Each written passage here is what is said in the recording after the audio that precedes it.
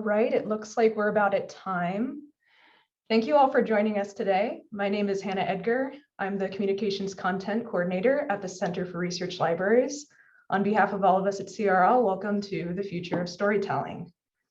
For those of you who may not be familiar with CRL and what we do, CRL is both a membership consortium of research libraries in the United States and Canada, and an independent research library itself. I'm calling from our location in Chicago. You could see snow if it wasn't so much glare. And we hold millions of rarely held periodicals, dissertations, government publications, and more, many of which are in non-Roman scripts. Someone I know called us a research library for research libraries, which is meta, but actually pretty on the nose. We also support research by negotiating access to databases and other resources on behalf of institutions of higher learning. For example, we are an academic licensing provider for the New York Times. It's such an honor today to be joined by journalists from the Times who've generously offered to talk to us about new methods of knowledge creation being pioneered in the Times newsroom. With that, I'll hand it over to Madeline Felix, Director of Strategy for Enterprise Subscriptions at the New York Times, who will say more about today's event and introduce our speakers. Maddie? Great. Thank you so much, Hannah, and to the entire team at CRL for co-presenting this event. At the New York Times, our partnership with CRL is important because of the overlap in our values and our shared commitment to equipping academic libraries and the students and faculty you all support with innovative resources. As Hannah said, I'm part of the Times education subscription team. And while the New York Times' mission is to help people seek the truth and understand the world, our mission in education is to help today's students become tomorrow's global citizens through access to our journalism. But today is really about hearing from members of our newsroom community regarding the technology and techniques they harness to create powerful, innovative journalism that engages, teaches, and inspires all readers. I use this term readers, but I think what you'll hear today from Josh, Anjali, and Malachy is that when people come to the Times, they not only read about what is happening in the world, they're fully immersed in what is happening in the world. As you listen to what they share, I hope you'll first be inspired by their passion and their knowledge. But I also ask that you consider the role that this type of journalism can fulfill within your own work as knowledge collectors and providers, and within the work and study of your students and faculty members. Over the next 45 minutes, you're going to hear from our three speakers on three different groundbreaking newsroom initiatives transforming the way that data is conveyed, information is presented, and knowledge is disseminated on the most pressing issues of our day. Following their individual shares, we'll have what we hope to be a really lively Q&A amongst all three of our presenters. And as you follow along with the presenters, if you have questions, you can drop them in the chat as we go. However, for both the panelists and attendees, we will save these questions until the end when we're all together for a Q&A that will be more of a conversation. So drop questions in the chat as you go, but we'll save answering them until the very end. Without further ado, I'd like to introduce our first speaker, Josh Hainer, the Times' first photo futurist. Josh leads all technology initiatives and tool development related to photography and visual storytelling at the Times. While this is a new role this year, Josh has been with the Times since 2006 when he joined as a photo editor. He served as a co-founder and editor of the Lens blog, showcasing Times photojournalism. And then in 2014, Josh won the Pulitzer Prize for feature photography for his work documenting the recovery of Jeff Bauman, a survivor of the Boston Marathon bombing. He has spent the last 7 years documenting the global effects of climate change, engaging in ambitious cross-functional newsroom collaborations, and often utilizing video, drone work, and time lapses in his storytelling. His climate work has been awarded Documentary of the Year by Pictures of the Year International and a World Press Photo Award. Josh, we're very excited to hear more about your role and the future of photography and visual storytelling here at the Times. Thanks so much. Thank you so much, Madeline. As you mentioned, I've just started a new role at the Times as our first photo futurist, and this has been a long time coming in my career trajectory. And in my 15 years here, I've worked as a photo editor, starting on the sports desk, and then as a staff photographer, and now as a technologist. I know we have some visitors from Stanford. I was a symbolic systems major there, which is a combination of computer science, psychology, linguistics, and philosophy. And it's really helped me sort of branch out at the Times, be from the tech to the image creation and experimenting with new forms of storytelling. So when I began at the Times, it was as a staff photographer, and I was assigned the night shifts. So I would cover a concert every night, and that usually lasted from about 7 p.m. to 10 p.m. And then I would have to come home, download all my pictures, color correct, tone it, and send them to my editor. So I had this idea of building a backpack that I could bring with me on assignment. So I could take an image or take a picture, look at the back of my camera, press one button, and send it to my editor and be done with my assignment. So this is version 1.0 of the backpack. And you can see I threw it together in my apartment. It's a router on top of a miniature computer, a battery, a cell phone modem, all mounted to a piece of plywood. From my apartment, I used it on assignments, and it started to give us a huge advantage in getting our images out quickly and onto the web. Here it is in use at the Super Bowl. This was a few months after I built it, where it was very successfully utilized to fill images to our live blog. Then became a year where the power decided to have a massive outage during the Super Bowl. And so luckily one of our photographers, Doug Mills, had this backpack and was able to send the only pictures out when this power outage happened, since all of the internet went down and all of our competitors were sort of stymied. The backpack succeeded at getting this image out of one of the delays as a result of the power outage. And here's how it appeared on the front page of our paper. In the last 12 years since I built that first backpack, we've continued to iterate on it. And one area of coverage that we are particularly proud of dominating is red carpet coverage. This is our wiring diagram from our traditional coverage of the Oscars, and how we get all of the pictures from LA to our editors, our group of intrepid editors here at the Times that collect all these images from the red carpet coming in real time and sending them out onto all of our platforms. This most recent Oscars, we ended up— We're at the Oscars here. Brought a new tool that we've been developing, uses 5G. We connect to our camera and then transfer the photos back to the New York Times as quickly as possible. How do we do that? I mean, there's a lot of technical challenges here. We're doing a lot of stress testing of the network. Here we go. Yeah.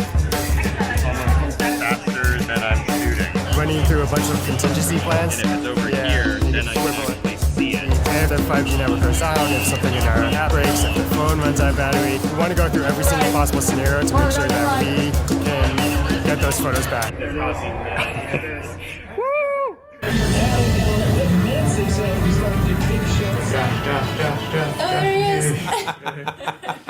It's point. We're here with Josh Nader, staff photographer at the Times. He was the original developer. It's kind of fitting that he's using the newest version of this tool.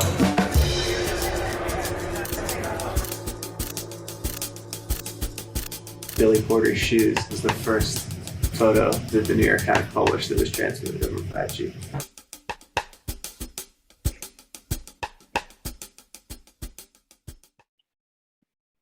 So for the last 7 years, as was mentioned, I've dedicated my time to covering climate change and trying to experiment with new technologies to really bring what I feel is the most pressing issue in front of our readers as viscerally as possible. So one of the first stops on my coverage was to go to Greenland. And this is what is the second largest sheet of frozen freshwater in the world behind Antarctica. And this is Greenland's ice sheet, something that you might expect would be completely white. However, when flying over it, you start to notice all of these meltwater lakes. And it's incredibly beautiful from a photographic perspective, but it's also very terrifying when you think of what this means. The full melt of Greenland's ice sheet has the power to raise global sea levels by 6 feet. And so every one of these watersheds that are melting is a threat. And so I partnered with a group of researchers and flew out onto the ice sheet to visit their research camp. And I had spent some time working at a farm learning how to fly a drone in Virginia, one of the first drones. And I brought that with me on assignment to try to give our readers a first-person view of what it's like to be above one of these meltwater rivers coming out of the lake and heading into the ocean.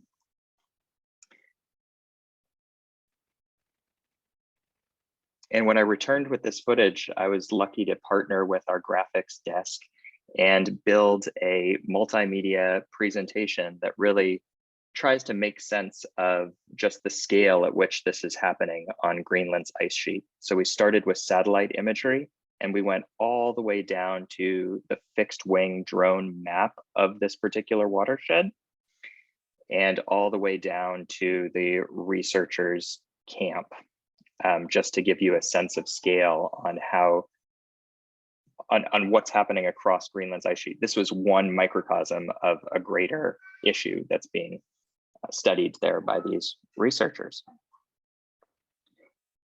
From Greenland, I went to the Marshall Islands, and this is a drone video looking straight down on Edget Islet. And this is at high tide, where you can actually see the waves almost cutting through the islands at high tide. And I thought this was a really effective way of just showing climate change happening in real time. After the Marshall Islands, I was off to Bolivia, and this is what was once the second largest lake in Bolivia, Lake Popo. But as a result of rapidly warming temperatures, mainly, this lake dried up. And here's a fisherman next to a boat that used to be used for fishing in this lake. But to give it more scale, again, partnering with our graphics desk, we were able to sort of show what had happened over the years with this lake. Pardon me, it's getting to be nap time here. And this is Lake Popo over the years as it dried up. And we thought this was a really effective way of using satellite imagery to sort of bring that point home of what we saw in the drones. And then from there, I went to China to look at desertification. And this is at the edge of the Tengger Desert, part of the Gobi Desert. And we wanted to look at just how quickly desertification was taking over some towns there. And so I tried to experiment with transitioning from drone video to the satellite imagery that our graphics department had been so successful at. So this transitions with the movement of the drone to a straight down version, and then goes as high up as the drone could do to give a sense of this community. And then we pan all the way up to give it even more context with how this is, how desertification is threatening the northwestern region of China. You can see how that desert may move even more as time goes on. So as our newsroom continues our significant push into multimedia storytelling, I'm going to be bringing this history of experimentation to that work. And I want to focus briefly on exciting developments in 3D modeling. And in the past, creating 3D models was extremely time consuming and required us to plot individual points in a 3D cloud that you need to then import textures onto. And with the technology available to us, it was really only useful for documenting very simple objects. So with the advent of photogrammetry, this is an example of all the different pictures that you would have to take of a model in order, or of an object in order to create a 3D model of that space. And this is a lot easier than the way we would have done it in the past, but it does require a ton of actual individual images to be able to make that. So to give you an example, this is something that was sitting around our house that my wife brought into our relationship, a skull of a deer. And so I took this outside and began to take as many pictures as we needed to be able to build a model using photogrammetry. And so here is how you do it. You have a ladder in this case all around, as I took about dozens of photographs of this object, attempting to give our software enough information to make a 3D model out of it. And what you're left with when you run it through is an actual model of that object. And what we really wanted to try to do is, now that we had this 3D capture, is to figure out how we can use that in our journalism. So the natural next step was to find a story that this could apply to. And so when Hurricane Dorian happened in the Bahamas, we sent a team from R&D led by Nico Capel, and this was some of the aftermath that they came upon. And so when you see a giant scene like that, you think about all of the individual photographs that you would have to capture to be able to make a 3D model of that scene. And so these are all of the images that we took there from a drone and from ground level to be able to composite to make a really detailed model that we thought we would use in our storytelling. And this is the way it came to life on our site. So we were able to combine sort of on the ground Steadicam footage and transition from that, once this loads, into our 3D model that was built using photogrammetry, and really use that to bring our viewers through the space, almost like an immersive POV kind of video game, but use that in our storytelling to be able to walk you through this community and show you just the extent of the devastation that was happening there. So this is one way that we've experimented with making 3D models. And luckily, as automated car technology begins to get better, we have begun to iterate and experiment with LiDAR technology that's in these self-driving cars. And so this is an example of what one of these LiDARs that's mounted in a self-driving car can see of the world. And a LiDAR is much like a radar, except it uses pulses of laser light and measures the reflectance to gauge distance. So it's sort of absent the overlay of the detail of the scene, of the photograph. And a lot of companies are experimenting with ways of combining that. And this is a LiDAR with an RGB camera mounted on it that can be mounted to a drone. And some of the advantages of this is that when you have a complex scene that you're trying to capture, to capture this with photogrammetry would require hundreds or if not thousands of images. But with a LiDAR mounted to a drone, you can set an automated flight path and really be able to create a very complete model with only a few data points that becomes quite immersive to be able to interact with. And so this is something that's been built with a LiDAR mounted to a drone. As I close out here, one thing to remember is when we're experimenting with new technologies, there will always be some bumps in the road. And so this is how that first assignment in Greenland ended. I was in a little bit of a rush to catch my helicopter back, and it's not the first time that a drone has gone down in reporting, but just wanted to share that with you. And thank you again for including me alongside Malachy and Anjali, and I'm looking forward to responding to questions as we go forward.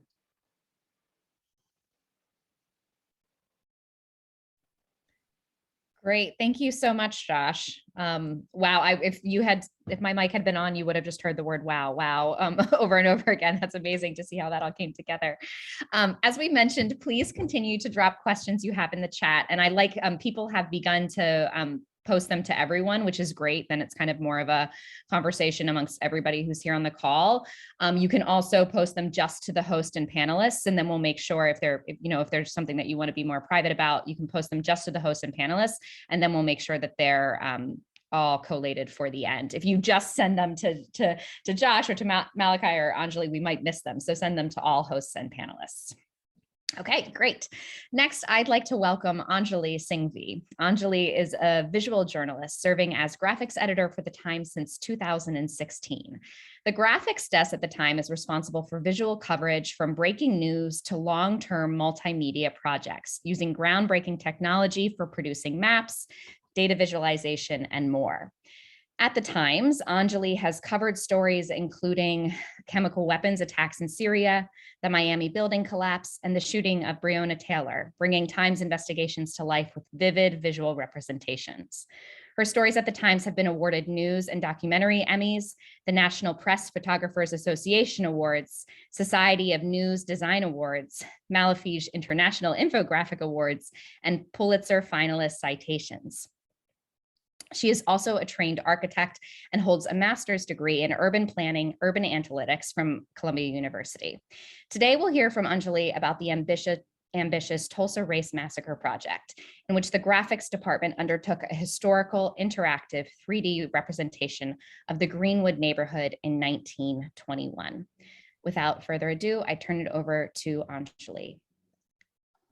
Thank you so much, Maddie. Yeah, so I'll jump right into it. I'm going to talk about this interactive that we did for Greenwood. We published this in May last year before the centennial anniversary of the Tulsa Race Massacre. For those of you who are unfamiliar with the history of the Tulsa Race Massacre, over 100 years ago, a white mob destroyed the community of Greenwood, also known as the Black Wall Street. It was burned to the ground. It was a thriving, self-sufficient community of Black residents.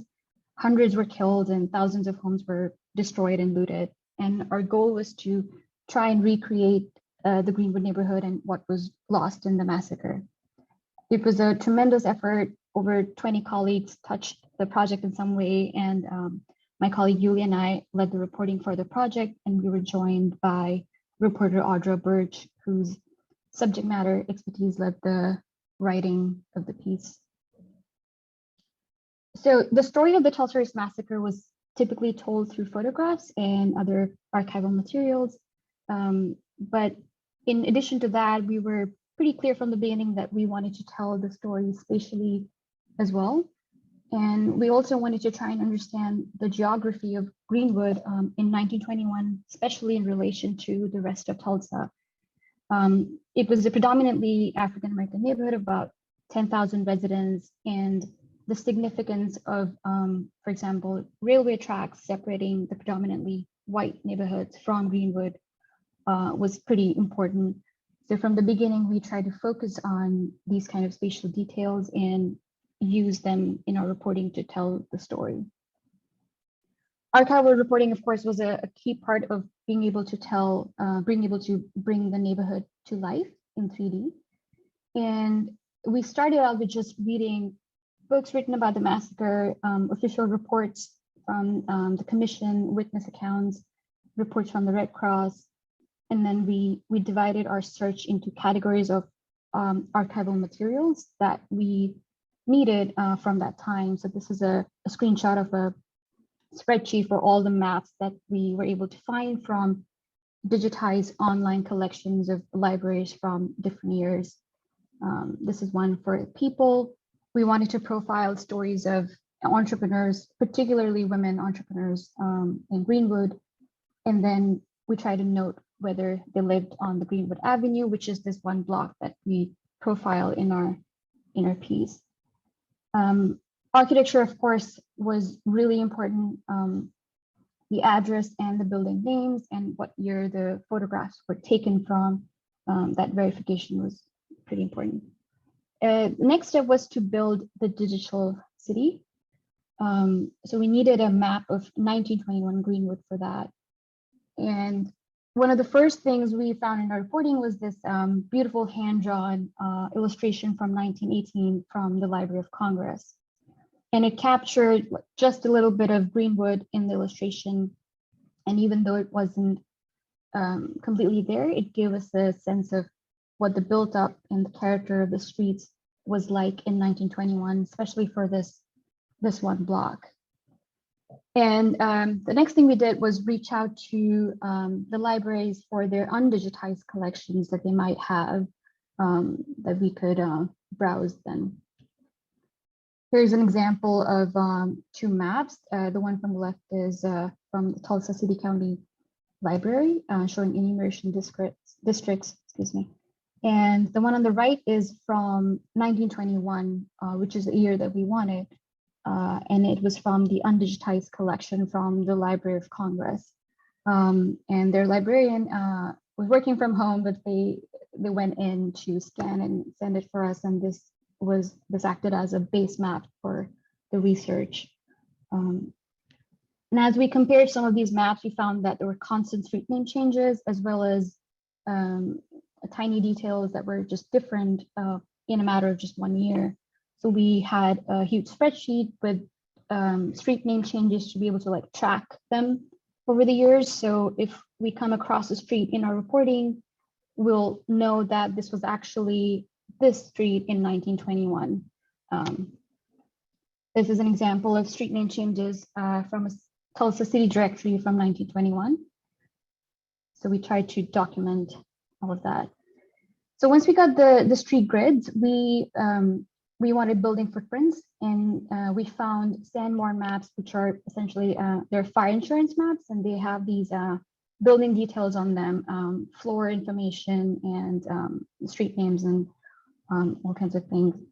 So we got these from Library of Congress, but they were from 1915. And we learned that from the census, the population of Tulsa nearly quadrupled between 1910 and 1920. So in order to actually recreate the neighborhood, we needed a map of footprints that's closer to 1921. And then my colleague found this blog that had an image of a scan of a 1920 Sanborn map. And we got really excited.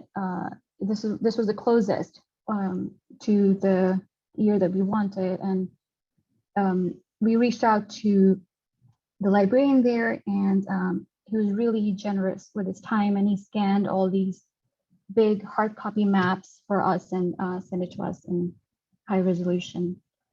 So once we had those scans from 1920, we wanted to turn into a 3D city.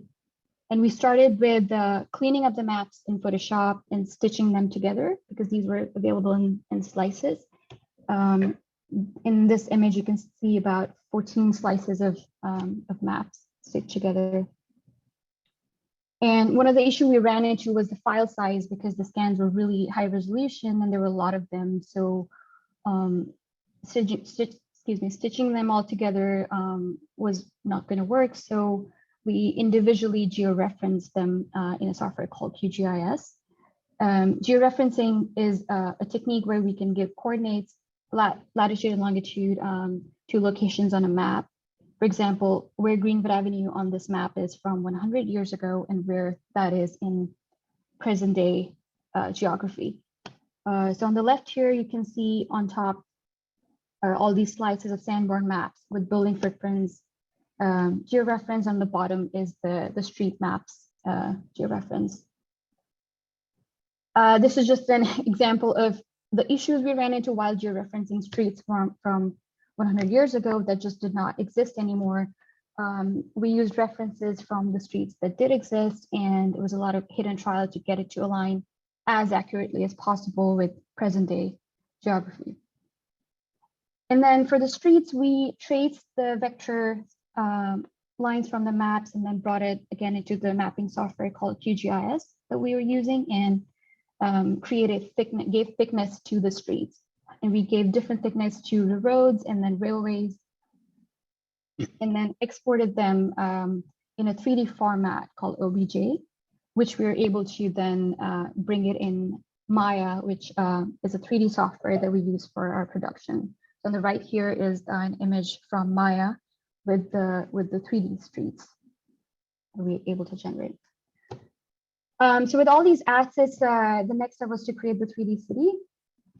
And our amazing colleague Lingdong Huang created this algorithm, machine learning algorithm to generate building outlines from scans of stitched Sanborn maps. He essentially trained it to recognize building outlines and differentiate it from other artifacts on the maps, for example, roads and whatever else we didn't need, and then extrude them into 3D models, as you can see on the right here.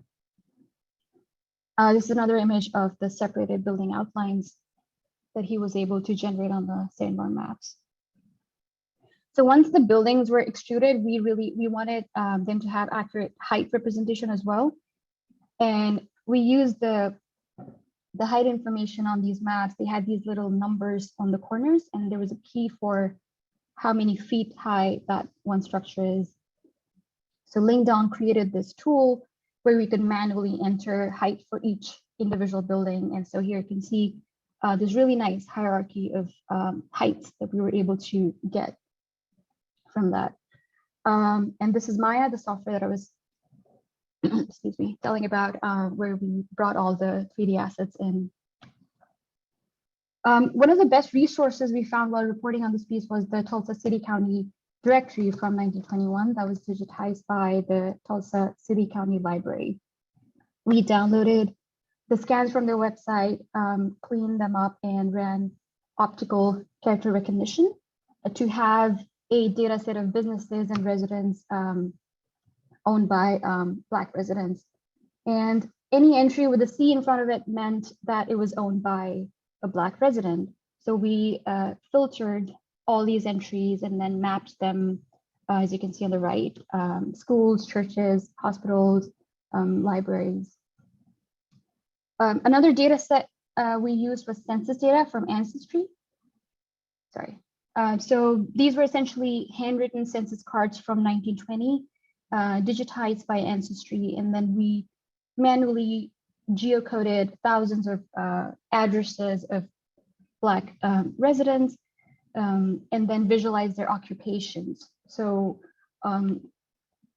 this is how we produce the maps for it, showing where the professionals, skilled craftspeople, and service workers lived and what kind of jobs they held in Greenwood. So we had the whole 3D city, but we tried to build this one block of Greenwood neighborhood in more detail. So the research for that was a very long process because a lot of photographs of the neighborhood were destroyed in the fire. The ones that survived tend to be just buildings of, this 100 block. And some photographs were really poor quality. We weren't able to really figure out what the architecture details are. My colleagues Gilbert, Gates, and Mika Grandal looked at countless images of pre-massacre Greenwood that they could get their hands on, and any tiny detail mattered and helped fill in the gaps. So these were really the only two references we had for this one block that were taken before 1921. And here's an example of what the 3D modeling looked like from these, derived from these photographs. And Meek also went ahead and made these amazing vehicles from these photos that really added to the character in the scene when we rendered the videos. And then for this particular block, we also mapped all the businesses that were there. There were just hundreds of businesses, hotels, bakeries, dentists, and offices that we wanted to visualize. So we used data or advertisements data from Tulsa Star, which was a Black-owned newspaper at the time. And we went through the Tulsa Colored Business Directory as well, which had all these anecdotes about the businesses and their addresses as well. So it gave us a lot of good information about where that store was, and we used more than 2 sources for verifying any address because it was different in different sources. This is another example of what the advertisements look like for just in the Tulsa Star from the cafes, and it was just a really great detail going through all of these places that used to be there and that were destroyed in the fire. So once we had a good sense of what all the assets will be, the visual assets, we started storyboarding it really roughly to bring together 3D models, maps, photos, videos, and words. And this was an example of what the top video looks like. It's transitioning from this destroyed photo to this detailed 3D model of the one block. Sorry. And then we also made the data public on GitHub, including including the detailed 3D model of that one block, and database of the addresses and businesses owned by Black residents. And yeah, so that's all I have. But this project involved a lot of people, like I said in the beginning. A lot of people contributed greatly to it. There was a lot of verification that was involved and permissions. This was the first time we had done a project of this scale with archival reporting and research. And this would not have been possible without the materials that the librarians and archivists went out of their way to share with us. So really grateful for that. And yeah, thank you. Anjali, thank you so much. I think a lot of us had heard about the Tulsa Race Massacre before this work came out, but the devastation and the impact of that massacre, I think, really was amazing to see through this work, and just had a huge impact on so many people. Thank you for sharing all of that. The next and final speaker we'd like to welcome is Malachy Browne. Malachy is a senior story producer on the Times' visual investigations team. He was a part of a team that won a 2020 Pulitzer Prize for their coverage of Russian involvement in the bombings of Syrian hospitals. Visual Investigations was founded in 2017 as a new initiative for accountability journalism and combines traditional reporting with forensics and digital sleuthing to uncover the truth and deconstruct major events. Malachy served as co-director of the documentary Day of Rage, the visual investigation team's comprehensive 6-month examination of the January 6, 2021 Capitol riot. The film was nominated for a 2021 Critics' Choice Documentary Award and has been shortlisted for an Academy Award for Documentary Short Subject. Malachy's previous investigative reporting has received a George Polk Award, News and Documentary Emmys, 3 Overseas Press Club of America Awards, and an Investigative Reporters and Editors Award. He'll speak with us today about the visual investigations work on Day of Rage and beyond. Thank you so much, Malachy. Thanks, Maddie. Hello, everybody. Let me share my screen. And here we go. So visual investigations is, it's a team now of about 17 people here at the Times, and it's a mix of reporters, story producers, video editors, animators, and often we'll work with other colleagues in the newsroom, including Anjali and different people on different desks. And it's a highly collaborative type of reporting. You're sharing your knowledge, you're sharing your insights, evidence, all of that with your colleagues as you're producing it. And it really is, it requires a lot of coordination between the teams. So I'm presenting the team's work. I'm just representing all of the amazing stuff that they've done. What distinguishes VI from other reporting is it's quite evidence-based, and we derive evidence from answering key journalistic questions, but using visual and audio and other types of evidence about where, when something happened. But as you'll see, it's the analysis of that evidence that will draw out reporting and details that might not seem obvious at first. You can find all of our work here at this URL, or just Google visual investigations, you'll find it. And so our process around any investigation is to solve a problem. If there's a government denial about a chemical weapons attack or a shooting, or a denial about a plane being shot down or something like that,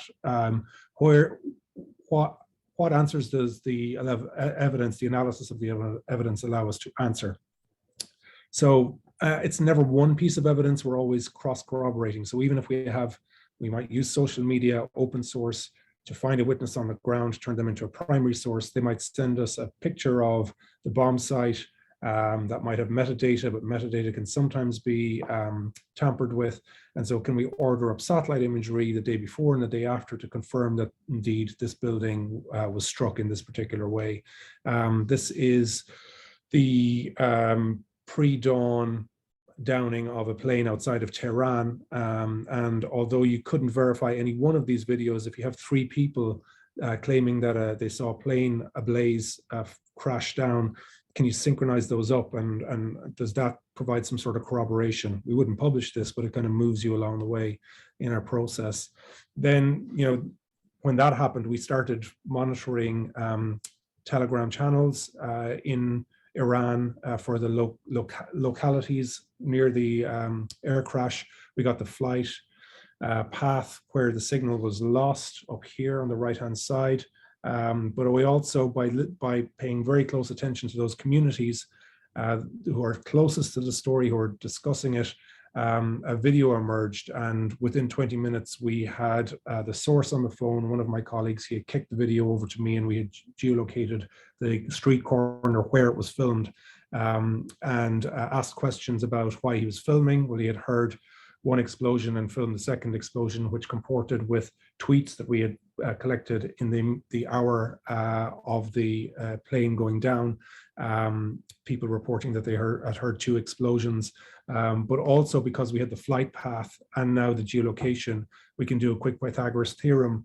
The reason we're doing this is that you see the flash of the missile hitting the plane, and then you hear the explosion 11.5 seconds later, and indeed the speed of sound over the distance corroborated. So again, multiple points of corroboration, also going frame by frame through that video to ensure it's not manipulated, and there are other things we can do with that. And then that debunks Iran's denial that they had shot down the plane and they had to admit it. We often use plane trackers and ship trackers to monitor ships. This one went dark as it was collecting weapons in Sardinia before it took them to Saudi Arabia. We were interested in this particular factory because those weapons were found on attacks on civilians in Yemen. Italy later suspended exports from Italy as a result of that. When we hear that there's scorched earth tactics in Tigray, we might look at NASA FIRMS data, which is infrared signals from the ground.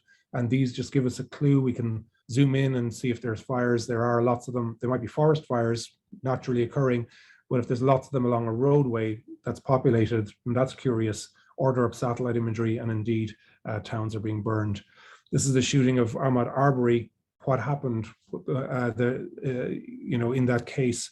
There were 2 videos, one of him appearing in Satilla Shores, the neighborhood where he was running, and then him running to his death. By pairing up the 911 calls that were made and confirming that those calls were actually made coincidentally during the time that those videos were running, we now have a timestamp and a time difference, and we can show that he was being pursued by men in trucks for 5 minutes, close to 5 minutes before he was shot. And that might involve looking at the audio signatures and then matching up details in the audio signatures to confirm them, and plotting out his route through the area. We might also stretch out footage, again synchronizing the fatal shooting of a medic in Gaza, but creating a panoramic of footage so we can see what's going on between the protest crowd and the fence where the soldiers were, droning that area and turning it into a 3D model. And then importantly, placing the videos accurately within that model to freeze that moment in time and examine what's going on and where people are.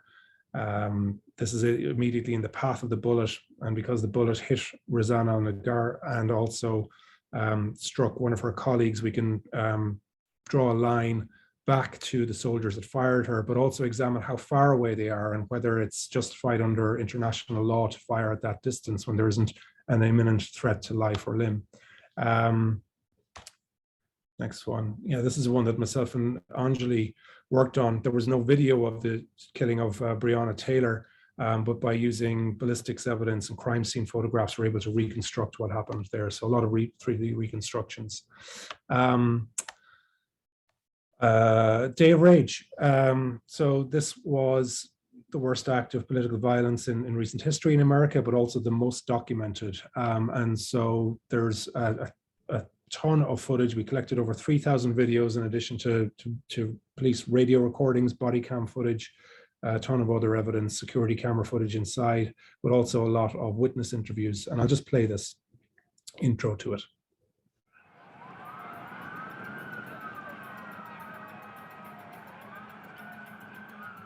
It was a zero threat. Right from the start, it was zero threat. Even calling it an insurrection, it wasn't. By and large, it was peaceful protest. If you didn't know the TV footage was a video from January the 6th, you would actually think it was a normal tourist visit. A tourist visit? This was not. And the proof is in the footage. As part of a 6-month investigation, the New York Times has collected and forensically analysed thousands of videos, most filmed by the writers themselves. We obtained internal police radio traffic and went to court to unseal police body cam footage. Our reconstruction shows the Capitol riot for what it was: a violent assault encouraged by the president on a seat of democracy that he vowed to protect. We'll chart how police leaders failed to heed warnings of an impending attack, putting rank-and-file officers in danger. We'll track key instigators in the mob, taking advantage of weaknesses in the Capitol's defences to ignite a wave of violence that engulfed the building. We'll show for the first time the many simultaneous points of attack and the 8 breaches of what appeared to be an impenetrable institution of government. We'll show how the delay to secure Congress likely cost a rioter her life, and how for some, storming the Capitol was part of the plan all along. In fact, tomorrow, I don't even like to say it because I'll be arrested. Well, let's not say it. We need to go, I'll say it. All right. We need to go in to the Capitol. Let's go! So, as I said, tons and tons of footage of that day. Many live streams, dozens of live streams, lots of them 4 hours, 8 hours long. And, our team, first of all, quickly as the attack was happening, started collecting as much footage as we could, that was being posted across a variety of different platforms, and understanding that some of this might be later deleted or taken down for whatever reason, started archiving it as quickly as we could, indexing the original source as much as we could about it, contacting some of the uploaders, finding out, getting their metadata, getting original files, because really what we want to do is create a chronology of that day. By, again, using the dozens of live streams, watching them, synchronizing them up with other moments, and extracting details that are important as we go through it minute by minute, and charting that out. Collecting C-SPAN footage, looking at clocks on the walls inside the Capitol, the timestamps on the police body cams, the timestamps on security footage, the metadata, as I said, tweets from inside the Capitol, anything that gives us a temporal reference point, a timestamp that is absolutely 100%, helps us to plot out minute by minute. And then when you do that, our producers, or many 10 or more people on this project reporting it out, you get to see little details that the Senate is locked down, but the House continues, and then the House pauses, but then it goes back in to session, and what's happening there. You create all of these sort of moments of tension and these, synchronicity, and you understand the amount of violence that's happening at multiple points. You get to see the sort of the east side being relatively peaceful, while the west side starts storming the Capitol. But then, because of this sort of real-time feedback loop through social media and live streams and whatnot, the east side then getting agitated, and then finally breaking through when a pod from the west comes around and storms through, and a couple of 100 meters of fencing just immediately folds over, and then the police have to retreat. So there's a lot of drama, and you get a much deeper understanding and insight into it. When Parler was taken entirely offline, we managed to get a version of it, and our engineers hosted that internally, extracted publicly available information from it, like latitude and longitude, timestamps, but also toyed around with transcription services that helped us to deduplicate videos, but also make them more searchable for us as well. I'll get into a bit more of that. This isn't our tool, but I think it's something that's very useful that would take a spreadsheet like that and represent what's going on in those videos and make them searchable by characters, by people, but also time and space. You can narrow down the time, the area, you can zoom in, and it'll filter the videos for you. And we use that within a cruder way for one of the stories I'll show later on. But what we wanted to do was really use graphics, use all of this footage, this chronology of the day, aside from situating it in its broader context, to show what happened. One of the things that was obvious to us was, and it was a question we had, how were the police so easily overrun? And why were the defenses so light that day?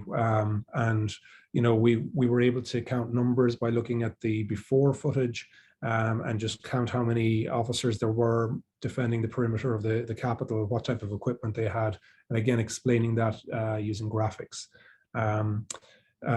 Haley Willis and Robin Stein on our team got access to the internal police radio recordings of the Metro Police. They also went on to open megahertz, which had a certain amount of radio recordings on it, and between them they were able to see radio communications over 5 or 6 hours of that day. And I'll just play this scene.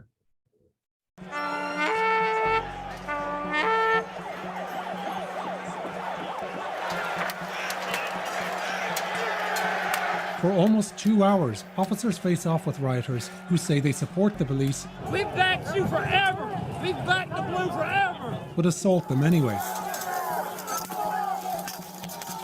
We're going to show what happened here because it demonstrates yet again how failures by Capitol Police leaders to prepare put the safety of these officers at risk. Sorry, I'm going to keep going because I got a 2-minute warning. I'm taking too long, so you'll have to watch it. It's on YouTube. I'll keep going. But anyway, they get through and we kind of use graphics to show the path up to break into the building. Again, I'm just going to very quickly show some graphics here. Events now happen that are critical to lawmakers' safety. Rioters head straight for the Senate and will be at its doors in 2 minutes. Above them, the Senate is called into recess. We'll pause. Protesters are in the building. Thank you. Members will evacuate down these stairs. Again, just showing some of the examples of how close the calls were inside the building. Anyway, some of this is, laborious. It's going through a lot of the footage, looking for details and matching them up. This is Roseanne Boyland, who died that day. Officer Sicknick, once we knew, we got a lead as to where he was, and once we knew where and roughly when he was there, we were able to go through our trove of footage and find videos of his attack and what they attacked him with. Again, the 8 breaches of the building, details about each of those, some of the oath keepers. I want to just maybe finish on this, which is, it's this artificial intelligence computer vision tool. It's a free tool called Video Indexer that some of our reporters used. And for the longer videos that are hours long, what it does is it doesn't do facial recognition in naming people, but it recognizes objects, including hats and faces. And if you're interested in a person, you can track where they were in that video, but it'll also detect sentiment like fear, anger, and so on and so forth, and it'll transcribe it. And so if you want to search when Mike Pence came under attack or Pelosi was mentioned, you can search for that in there too. And there's really interesting work being done in the AI sphere and computer vision sphere by a number of different groups out there. One used all of this footage and its AI detected this hallway and detected the window where people broke in and collected all of those videos around that one scene, which is quite helpful for reporters to interrogate who's there, what's going on. But it also was clever enough to detect the outside by the dimensions of the window or the inauguration tunnel, which is cool. But there's other tools out there that detect objects like handguns, knives, helmets, police in uniform, people in civvies, body armor, but actions like punching, spraying, tear gassing, all of those sorts of things They can detect from audio the signature of a particular model of gun. Some of them are, some people are good enough at doing that. Some technology is, but also flashbangs and things like that. So there's a lot of promise in this automatic, you know, analysis of imagery as more and more of it becomes available as evidence in this line of work.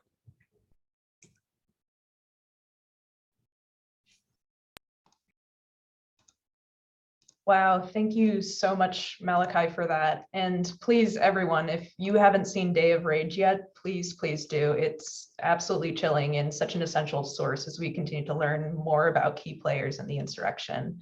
And a huge thank you to Josh and Anjali as well. Now that we've heard from all three of you, we're going to open it up for questions. I thought a good place to start would be to ask about the synergies between academia and investigative journalism. I was really interested to hear, Malachy, that your team used the Pythagorean theorem in some of your reporting. And then Anjali, of course, your team consulted primary source materials and did quite a bit of archival research. I'm wondering for each of you, what research skills that you cultivated in your education ended up proving surprisingly handy in your journalism career? I can go first. I'm just glad that somebody paid attention in high school. That one.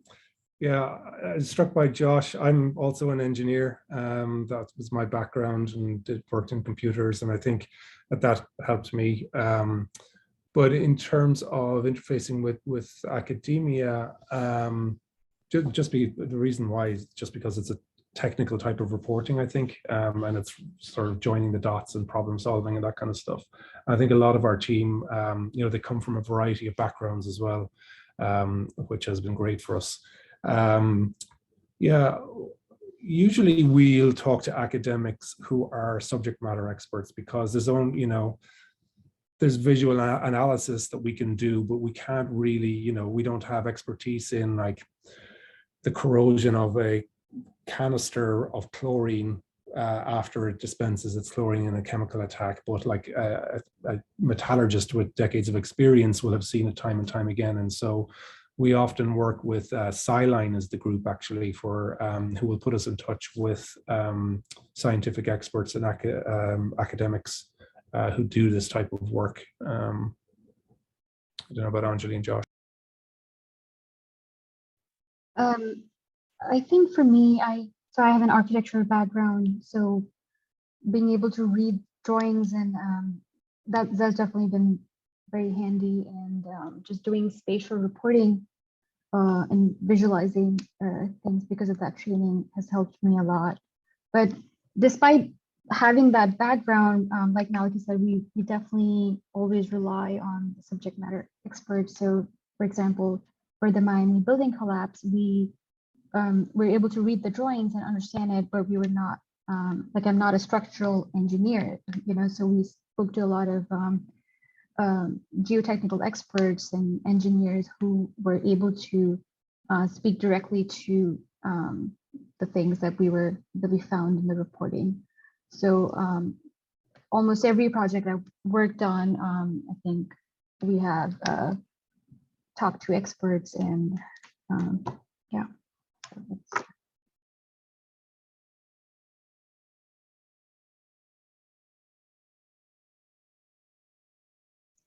Another question that we heard a lot from folks was the question of how you're archiving some of these multimedia reporting features.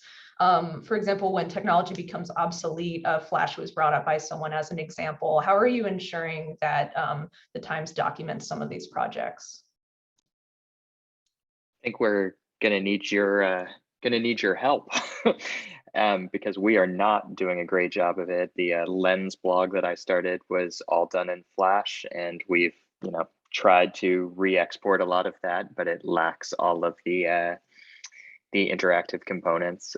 Even the story that I did on Jeff Bauman's recovery after the Boston Marathon bombing 5 years later was we were unable to visit it, so we had to rebuild it using our new tools, but that's not sustainable. So it is a huge question with this much material out there on the web, how you do prioritize what you're saving in terms of the presentations. So we do not do a very good job of it and are definitely looking for ways that we can do it better.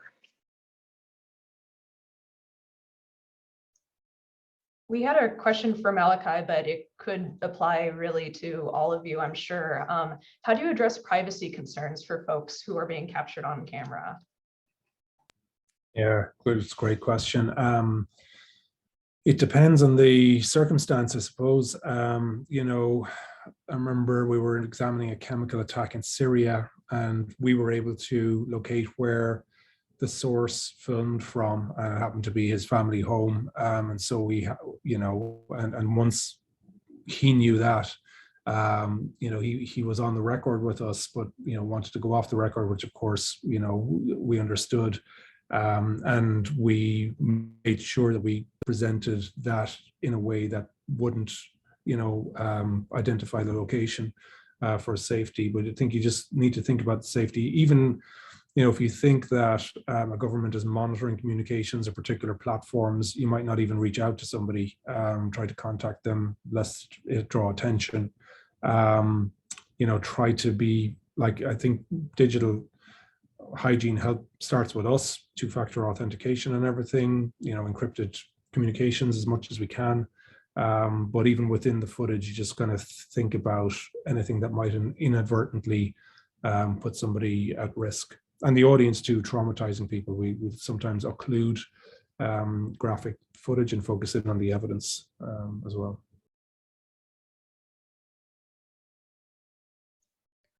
We also received a question about anything you might have to navigate in terms of working at the intersection of tech and journalism when working with big platforms and tech companies. How does the New York Times navigate those relationships?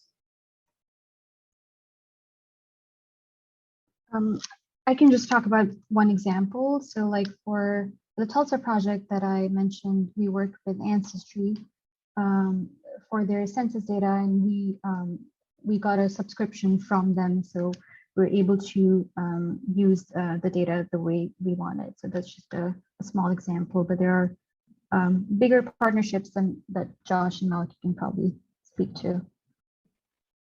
Yeah, in order to sort of be protected by our First Amendment rights, we own all of and have agreements to own all of the storage places that we house our visual assets, so that they're covered by our protections. And so that's really what we depend on, especially when working with third parties. That's one of our sacred requirements for utilizing anybody's technology, is that we have to be the keeper of the data. I'm not sure if Malachy wants to add to that.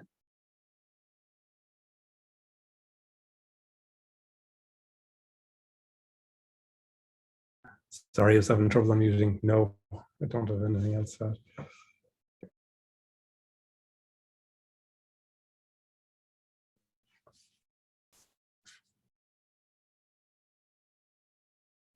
She's just typing a response there to somebody.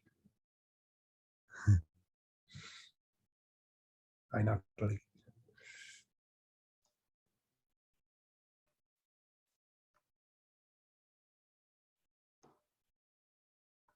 All right.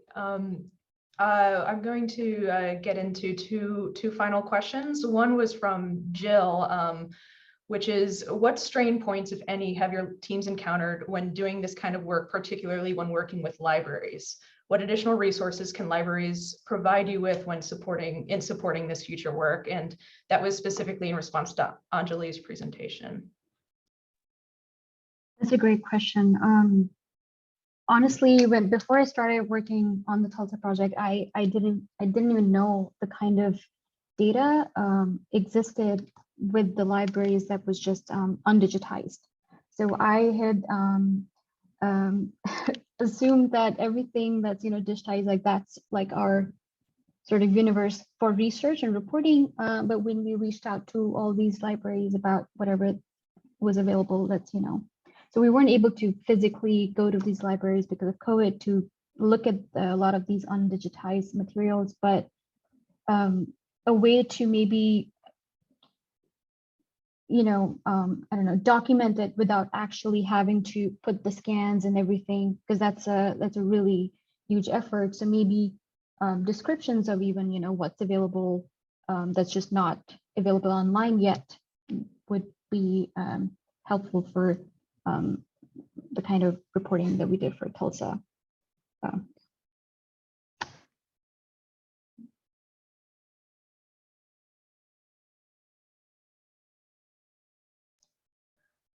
There is a question that I also really liked from Natalie that I think all of the journalists who are in attendance will definitely sympathize with it.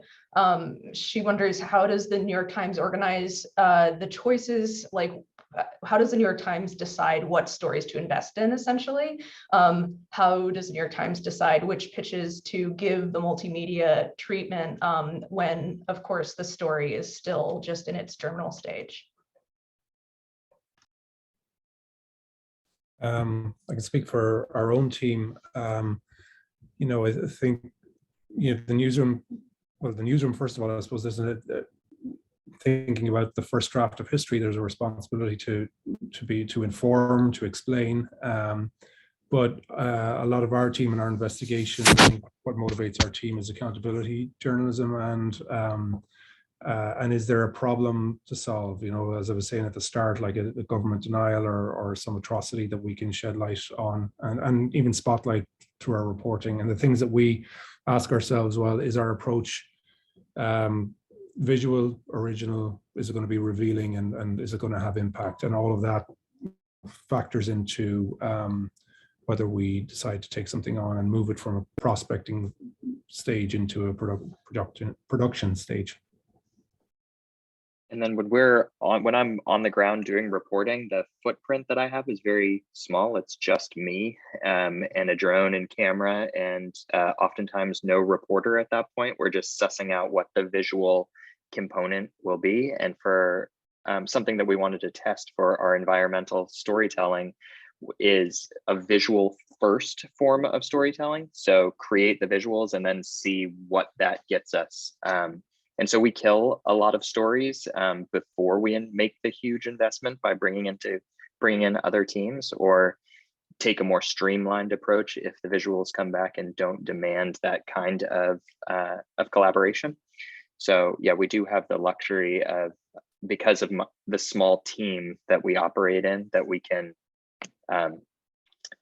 kill the story without losing too much sleep.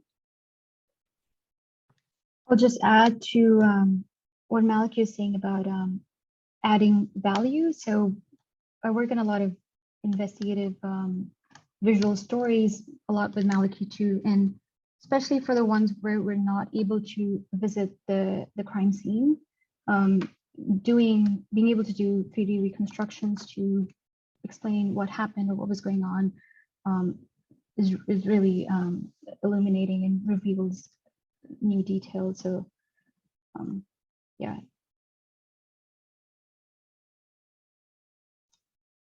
So we're just about at time, or even a little over time, but I do want to ask you all for a parting thought.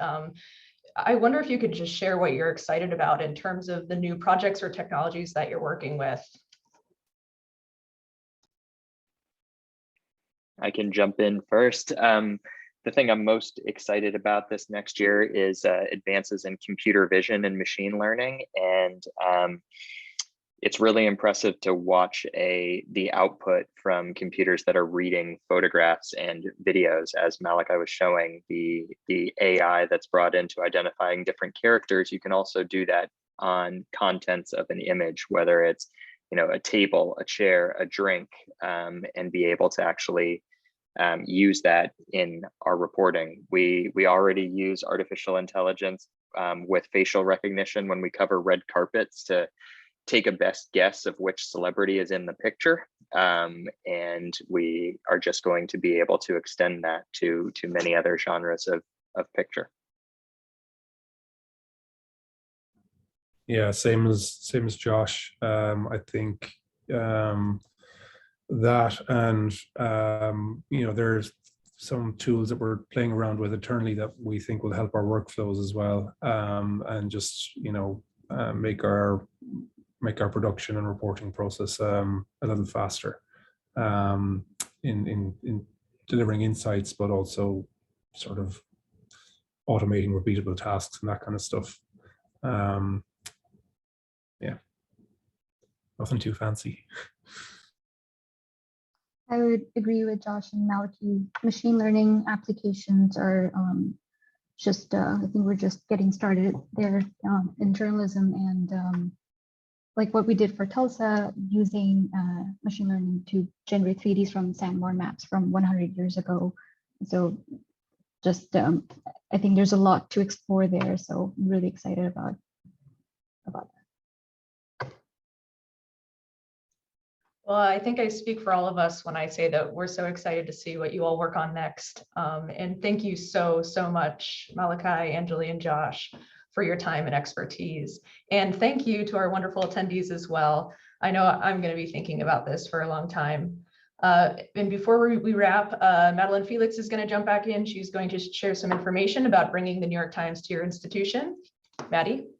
Fantastic. I will keep this business part of it fairly brief, and first to start by thanking everybody here, the journalists, CRL, Hannah, and I really enjoyed reading the comments and questions in the chat. We couldn't get to all of them, but hopefully it's just the beginning of a conversation with all of you. I'm always surprised when we get journalists and librarians in the same room of the types of questions that you're asking, and actually a lot of overlap in the way that you guys are thinking about research and preservation. So thanks for all of the collaboration in the conversation. Next steps, you are going to receive a survey about this event from CRL, and we'd love to just know what you thought. We're also going to be sending a follow-up email from the New York Times, and we'll be including links to some of the work that was shared today so that you can find it really easily.